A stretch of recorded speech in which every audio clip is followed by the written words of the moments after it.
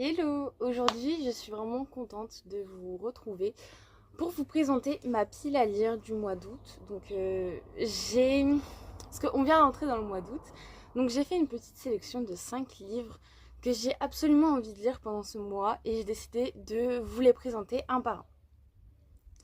Du coup, on va commencer avec un livre qui vient tout droit de Londres parce que j'ai fait un voyage à Londres et là-bas, j'avais fait un énorme craquage dans une librairie. Et j'ai acheté It's Not Summer Without You de Jenny Han.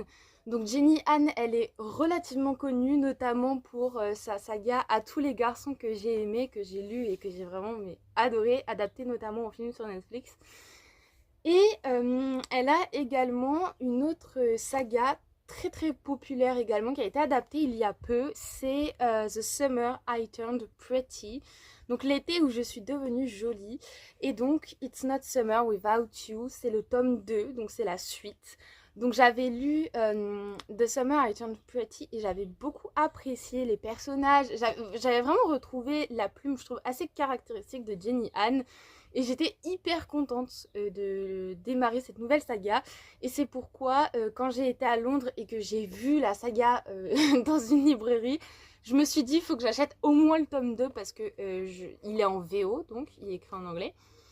Je lis quelques livres en VO et c'est vrai que quoi de mieux que d'aller à Londres pour acheter un livre en anglais. Donc je l'ai pris et je me dis bah déjà tout est dans le titre, il y a le mot summer, c'est sur l'été, donc je me dis il n'y a vraiment rien de plus rafraîchissant qu'une bonne petite romance pour l'été. Donc voilà, je suis vraiment trop contente d'avoir ce tome 2 en ma possession et c'est vrai que ça fait depuis désormais janvier que je l'ai.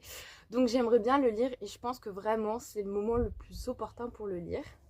Si on reste dans le thème un petit peu des vacances de l'été, j'ai trouvé un livre il n'y a pas très longtemps en librairie d'occasion, parce que j'achète énormément d'occasion. J'ai fait une petite découverte, donc ça s'appelle Les Vacanciers de Emma Straub. J'en avais jamais entendu parler, je connaissais vraiment pas. Et selon le résumé, c'est donc vraiment, on se retrouve à Majorque, donc j'adore voyager avec les livres.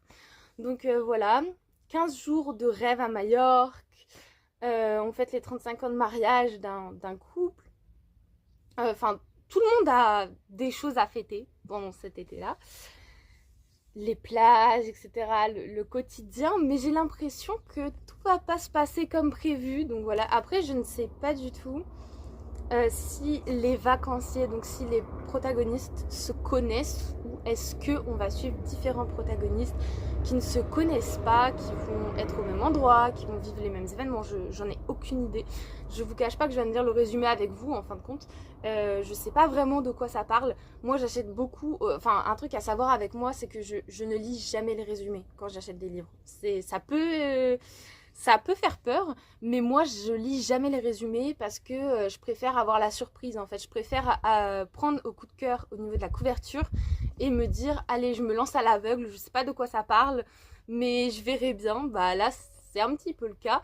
Et puis je me suis dit que pour les vacances ce serait vraiment génial. Ça a l'air d'être vraiment très un peu mystérieux. Enfin, je sais pas, le résumé me fait un peu penser au Soleil redouté de Michel Bussy, mais peut-être que ça n'a vraiment rien à voir. Peut-être que c'est absolument pas le même thème, le même univers, je sais pas. Mais ce dont vous pouvez être sûr, c'est que je vous ferai bien évidemment des updates de tous les livres de toute façon que je vais vous présenter là. Il y en a 5. Moi, je fais toujours une vidéo sur mes 5 dernières lectures une fois que j'ai lu 5 nouveaux livres. Donc vous pouvez être sûr que vous aurez des updates sur chacun des livres que je vous présente. Et j'ai vraiment hâte de vous faire un update sur celui-là parce que j'avoue que c'est le livre qui m'intrigue le plus.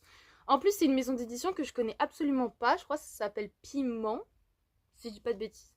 Donc non, ça m'intrigue puis découvrir cette maison d'édition parce que là où j'achète mes livres d'occasion, il y a beaucoup de livres de cette maison d'édition. Et c'est la première fois que je vais me tenter, enfin laisser tenter, donc je verrai bien ce que ça donne. Ensuite, j'ai trouvé une petite pépite l'autre jour quand j'ai fait le tour des librairies. J'ai trouvé Love Crescendo de Tylee Cole. Je sais pas si ça se prononce comme ça. Vous avez très probablement entendu parler de cet auteur. Je sais pas si c'est une femme ou un homme. C'est une femme. Donc cet auteur, cette autrice, elle est très très très connue, notamment pour un livre, et c'est écrit de toute façon ici, c'est pour 1000 baisers pour un garçon. Et je peux vous dire que 1000 baisers pour un garçon, je l'ai lu et ça a été un énorme coup de cœur. Genre vraiment, je l'ai adoré. Je pense que c'est un des livres que tout le monde doit lire au moins une fois dans sa vie. Bon, après, c'est de la romance aussi. Il y a plein de gens qui n'aiment pas la romance. Donc, je comprendrais que vous ne vouliez pas vous lancer. Mais vraiment, je le recommande quand même à tout le monde. Et elle a sorti donc un autre livre. Encore une fois, j'ai acheté parce que la couverture, elle est magnifique. Donc, de un, la couverture est magnifique. De deux, bah, je connais l'auteur. Et de 3, je lui fais entièrement confiance parce que vu 1000 baisers pour un garçon qui était absolument génial, je me dis qu'il faut absolument que je lise son autre livre.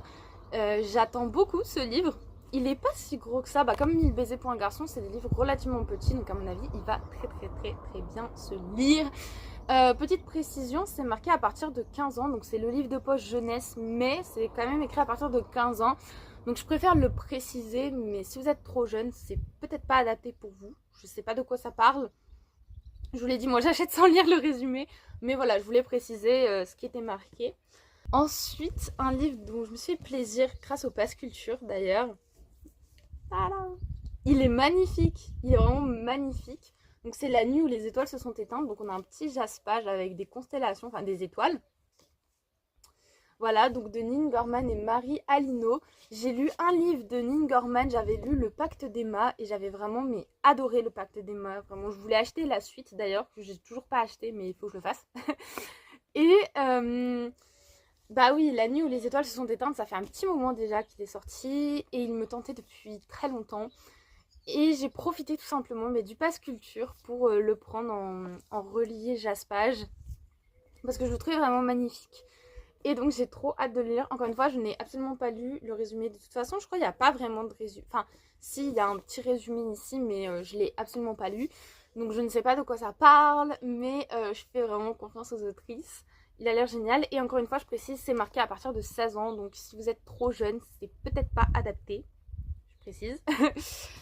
Et maintenant, on en vient au dernier livre. Et je pense que c'est celui qui me fait le plus envie. Enfin, en fait, ils me font tous trop envie. J'ai tous trop envie de les lire. Mais je pense que celui-là, c'est vraiment un livre dont j'ai entendu parler énormément ces derniers temps. Il m'intrigue tellement et depuis que je l'ai acheté, je veux le lire tout de suite. C'est La femme de ménage. Je pense que vous en avez entendu beaucoup parler aussi. Il a fait vraiment un carton sur les réseaux sociaux. Donc c'est de Freda McFadden et donc c'est un thriller psychologique si je dis pas de bêtises. Voilà, et donc moi je suis vraiment à fond dans les thrillers, j'adore. Surtout sur ce qui est psychologique, c'est vraiment ce que je préfère parmi tous les différents types de thrillers qui existent. Et donc là, je suis désolée, je regarde un peu le résumé en même temps parce que comme j'ai dit, je connais pas trop le résumé. Je l'ai un peu pris parce que j'en ai entendu énormément parler, parce que je sais que c'est un thriller et que j'adore ce genre littéraire. Mais je connais pas vraiment le résumé, donc je me permets de le lire avec vous. C'est une femme qui va emménager, je crois. Non, si. Enfin, en tout cas, elle a un nouveau travail. Sa patronne, elle est un peu toxique, d'après ce que j'ai compris. J'ai l'impression... Ok, j'ai lu le résumé un peu avec vous. Je l'ai surtout lu dans ma tête, je pense que ça s'est vu. Donc, de ce que j'ai compris, en fait, c'est une femme qui va avoir un nouveau travail en tant que femme de ménage. Puis, la patronne, elle est vraiment insupportable, elle est toxique. Et surtout, il y a des rumeurs. Donc si je retrouve ça, la rumeur dérangeante qui court, Madame Winchester aurait tenté de noyer sa fille quelques années auparavant. Très très mystérieux quand même. J'aime. Et c'est écrit, je cite, mais le danger se tapit parfois sous des apparences trompeuses.